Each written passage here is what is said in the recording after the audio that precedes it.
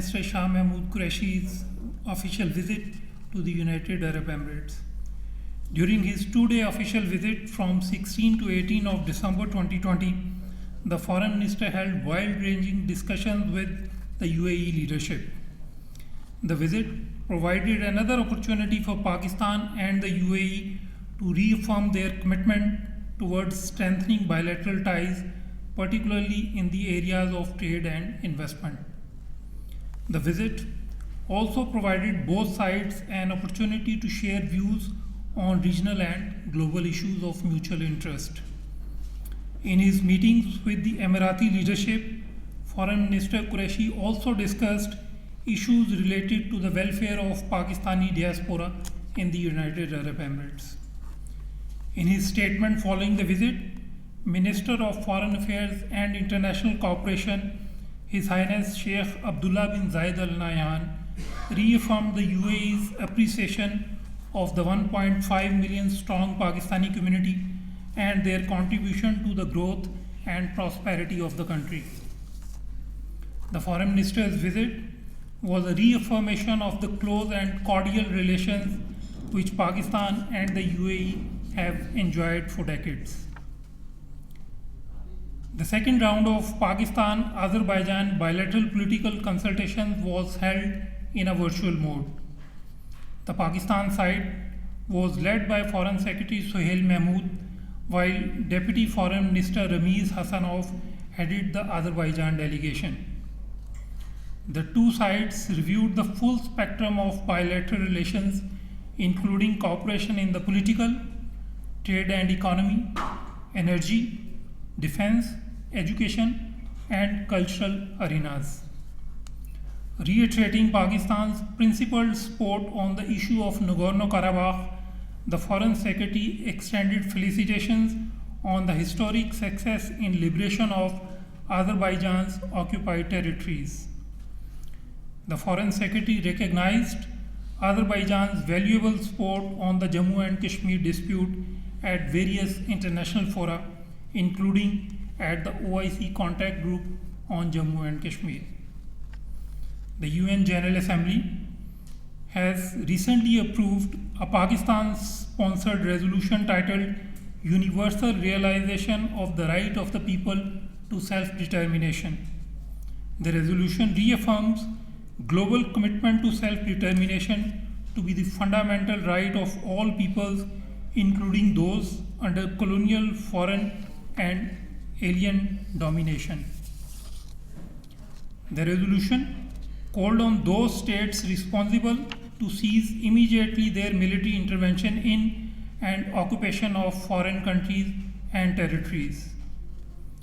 The adoption of this resolution reaffirms Pakistan's legal, political, and moral case in support of all peoples, including the Kashmiris, in their rightful struggle for self-determination against foreign occupation by all means available to them.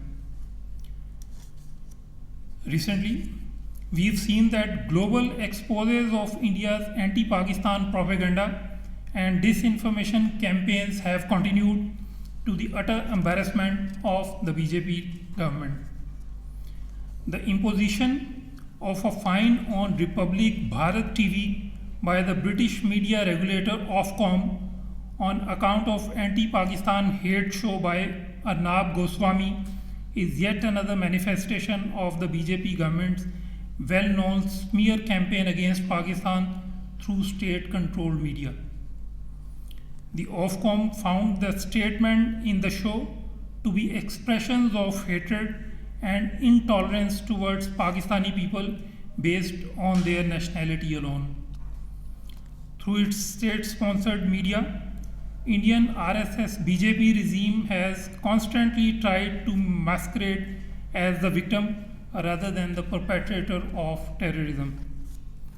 The recent dossier shared by Pakistan provided irrefutable evidence of India's active role in planning, promoting, aiding, abetting, financing, and execution of terrorist activities inside Pakistan. The action taken by Ofcom along with the report by EU Disinfolab, corroborates our long-held position about India's incurable obsession with Pakistan. The government of India is urged to eschew the use of false propaganda as an instrument of Indian state policy. By now, India must have realized that such ploys of spreading misinformation are doomed to fail as they have failed in the past. By spreading such falsehoods, India can neither cast a shadow on the international stature of Pakistan, nor can it divert the attention of the international community from India's horrendous human rights record.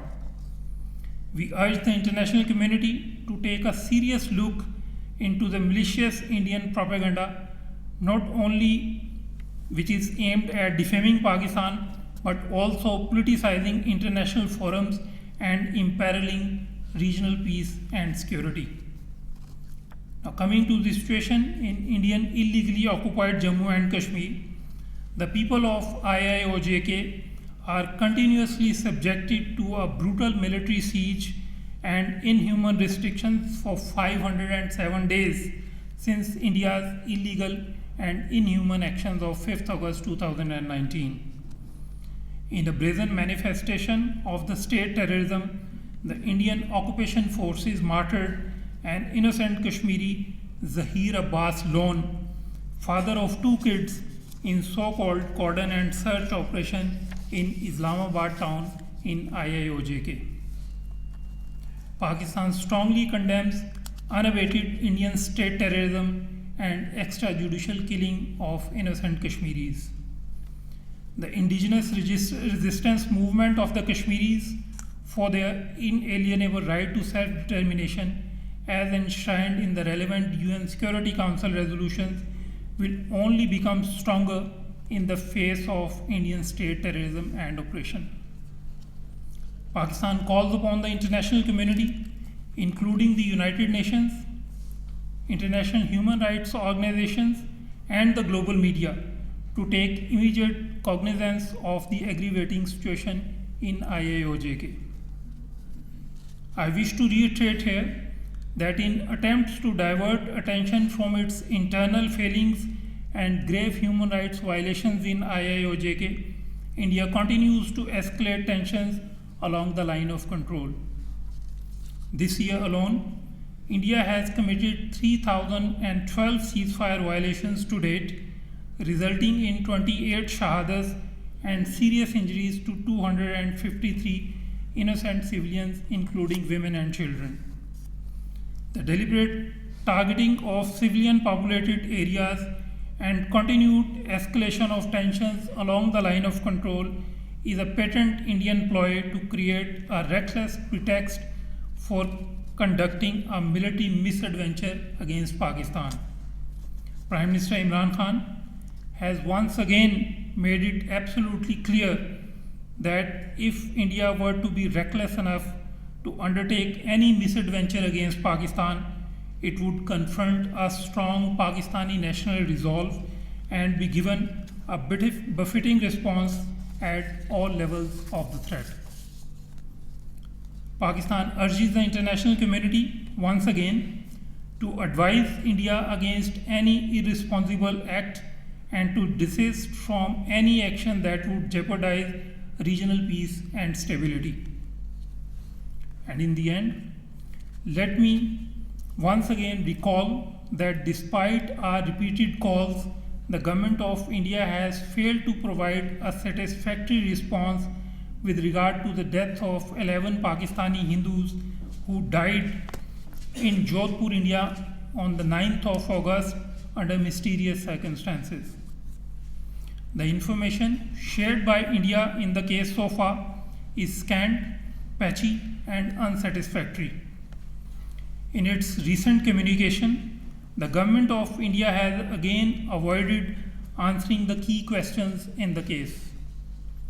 India has not explained as to why the bodies of the deceased were hastily cremated without informing the High Commission for Pakistan in New Delhi, and why a post-mortem in the presence of the Pakistan High Commission's doctor was not permitted despite repeated requests by the High Commission. Since the deceased were Pakistani nationals, it is incumbent upon the government of Pakistan to be fully aware of the circumstances under which its nationals died in India. The government of India is obligated to fully cooperate with Pakistan in this regard. In the interest of justice, the government of India is once again reminded of its obligations and urged to carry out a comprehensive investigation into the tragic incident and inform us of the progress made in this regard.